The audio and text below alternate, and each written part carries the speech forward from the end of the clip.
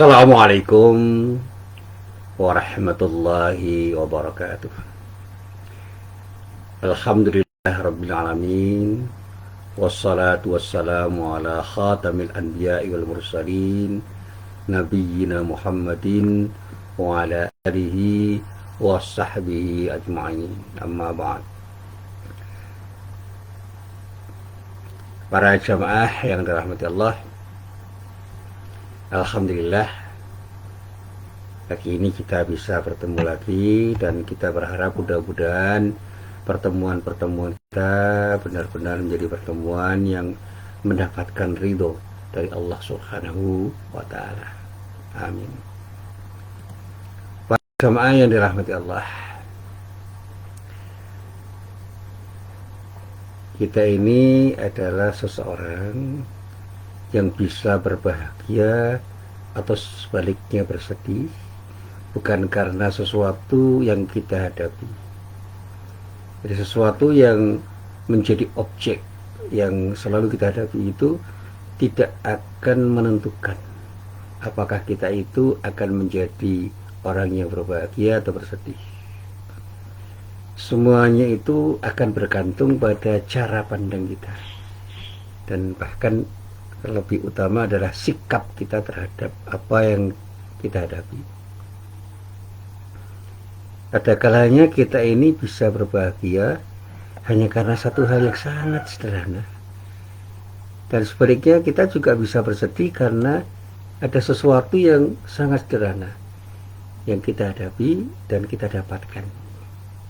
Satu contoh yang paling mudah, saya pernah satu saat itu haus. Karena haus, saya masuk ke kantor untuk melihat ada apa di dapur. Ternyata di dapur itu ada segelas air putih yang masih tertutup.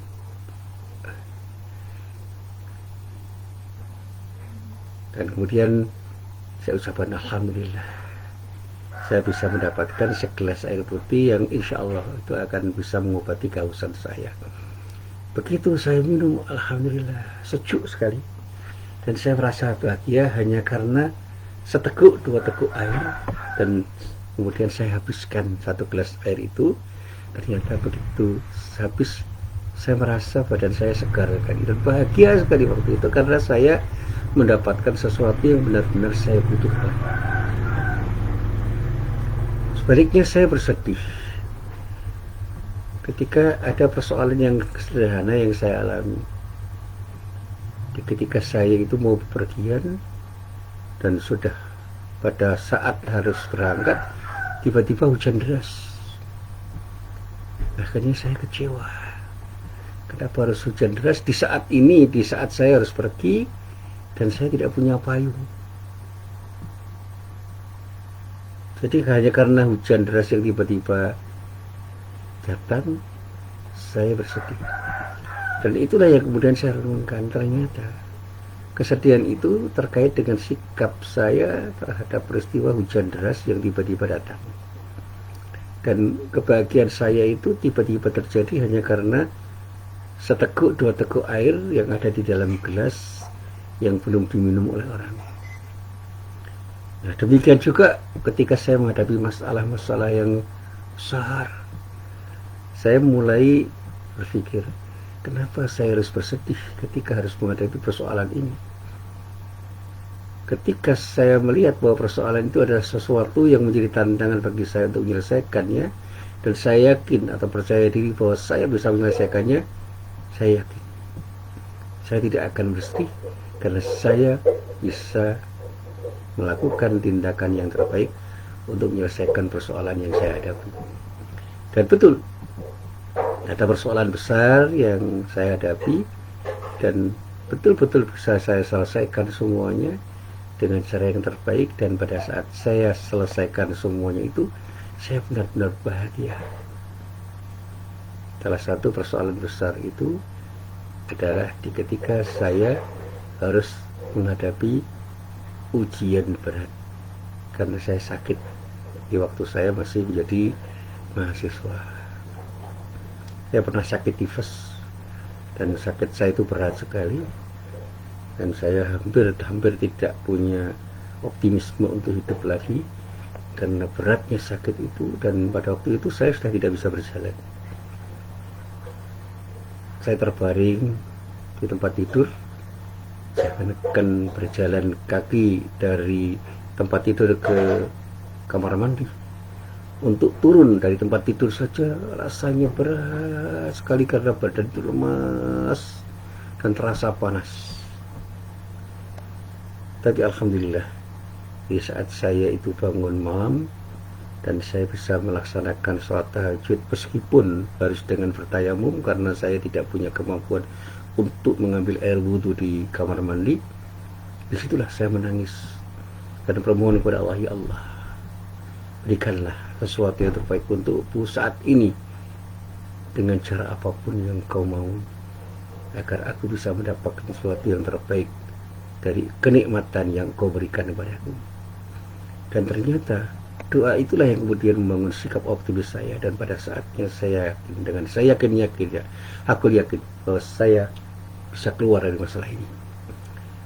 Saya bersabar untuk terus melakukan pengobatan, dan ternyata sembuh.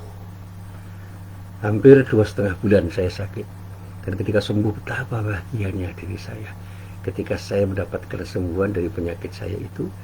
Dan saya katakan, tidak semua penyakit bisa membuat orang merasa sakit, dan tidak semua keadaan sehat membuat orang itu bisa berbuat sesuatu dengan kenikmatan Allah yang berupa kesehatan itu. Banyak orang sehat yang tidak bisa memanfaatkan peluangnya untuk berbuat sesuatu, tetapi tidak sedikit orang yang sakit, yang dengan sakitnya justru dia berbahagia karena semakin dekat kepada Allah Subhanahu wa Ta'ala. Pada saat kesembuhan itu datang, dia yakin dengan hakul yakin bahwa Allah lah yang memberikan kesembuhan, karena Allah lah yang kita sebut sebagai Asy-Syafi, dan itulah yang juga dikatakan oleh Nabiullah Nabi Ibrahim alaihissalam, wa idza maridtu fa huwa yashfi. Kalau aku sakit, Allah lah yang menyembuhkan penyakit yang ada di dalam diriku. Artinya kesembuhan itu datang dari Allah. Caranya bisa bermacam-macam.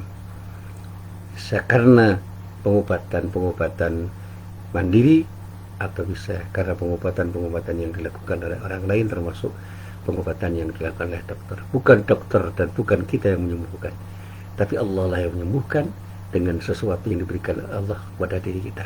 Dan itulah kebahagiaan yang bisa saya dapatkan pada waktu itu, karena saya bisa keluar dari masalah besar.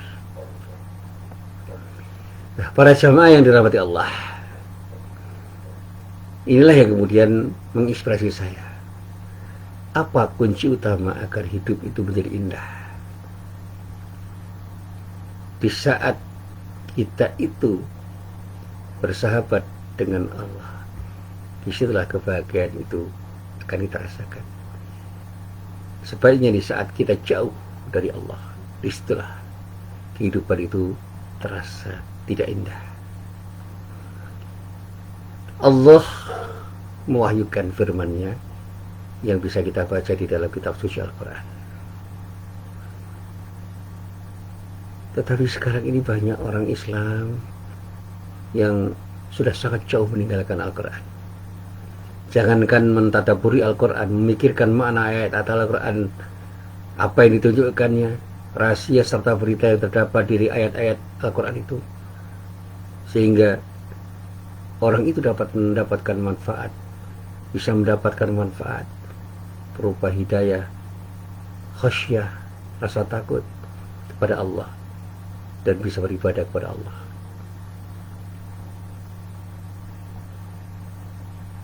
Mereka meninggalkan Al-Quran itu begitu saja, dan akhirnya karena membaca Al-Quran saja tidak mau, karena sudah tidak punya kesempatan lagi, karena kesibukan sehari-hari yang dia lakukan, akhirnya dia jauh dari kebahagiaan. Hidup ini terasa tidak indah, menyesakkan dada, dan pada akhirnya orang bisa terpuruk karena sikapnya sendiri. Saya yakin bahwa setiap orang itu punya kesibukan masing-masing. Karena bekerja, mencari nafkah, belajar, mengurus rumah tangga, mengurus keluarga, dan aktivitas-aktivitas lain yang tidak terbatas.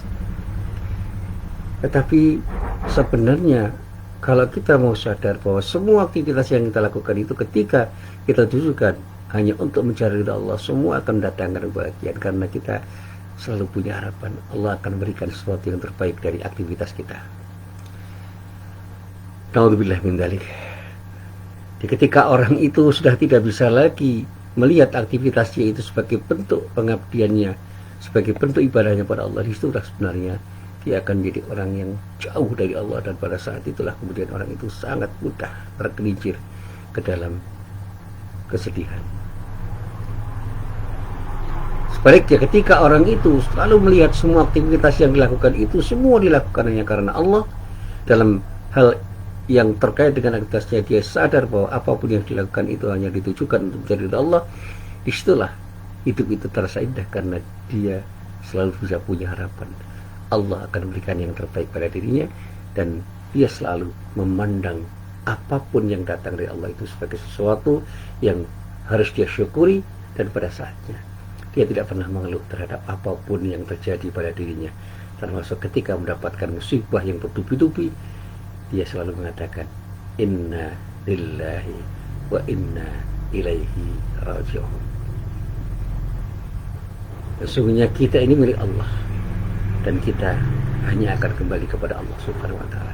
Kembalikan semua yang itu kepada Allah, dan pada saat kita sudah punya kesadaran untuk menyatakan kalimat la ilaha illallah, tidak ada Tuhan selain Allah, disitulah kita akan kembali kepada Allah dari setiap persoalan hidup yang kita hadapi, dan pada saat itulah kita akan datangkan kebahagiaan dari Allah dengan sikap kita sendiri yang kita pilih untuk melihat apapun yang terjadi itu dengan sikap positif, dengan positive thinking, dengan berpikir positif, dengan husnudzon. Para jamaah yang dirahmati Allah, saya masih ingat betul ketika saya mencoba untuk menelaah ayat-ayat Al-Quran yang saya baca. Ada 3 rangkaian ayat Al-Quran yang pernah saya baca yang selalu saya kaitkan satu sama lain. Yang pertama, ayat Al-Quran yang terdapat di dalam surah An-Nisa ayat 82. Di dalam ayat itu Allah berfirman, A'udzu billahi minasyaitonir rajim. Afala yatadabbaruna al-Qur'ana walau kana min 'indi ghairillahi lawajadu fihi ikhtilafan katsira. Apakah mereka tidak memedulikan Al-Quran? Kalau kiranya Al-Quran itu bukan dari sisi Allah, tentulah mereka mendapat pertentangan yang banyak di dalamnya. Yang kedua, pada surat Muhammad ayat 24, Allah berfirman, Afala yatadabbaruna al-Qur'ana am ala qulubin aqfaluha. Apakah mereka tidak memperhatikan Al-Quran ataukah hati mereka terkunci? Yang terakhir adalah ayat 29 pada surat Sad. Kitabun anzalnahu ilaika mubarakun liyadabbaru ayatihi waliyatadzakkara ulul albab. Ini adalah sebuah kitab yang kami turunkan kepadamu penuh dengan berkah, supaya mereka memperhatikan ayat-ayatnya dan supaya mendapat pelajaran.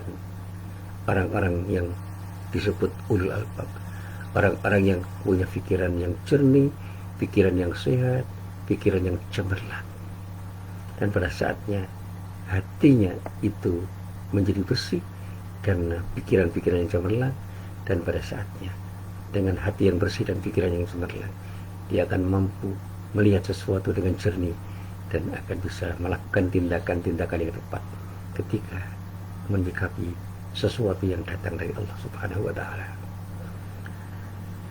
Para jamaah yang dirahmati Allah, saya lalu bertanya, benarkah di tengah atau di antara sekian banyak kesibukan yang kita alami, yang kita lakukan itu, kita benar-benar tidak mempunyai lagi waktu untuk sekadar membaca Al-Quran? Jika kita mengatakan iya untuk pertanyaan ini, mungkin kita perlu berkaca pada kehidupan Rasulullah SAW dan para salafus saleh.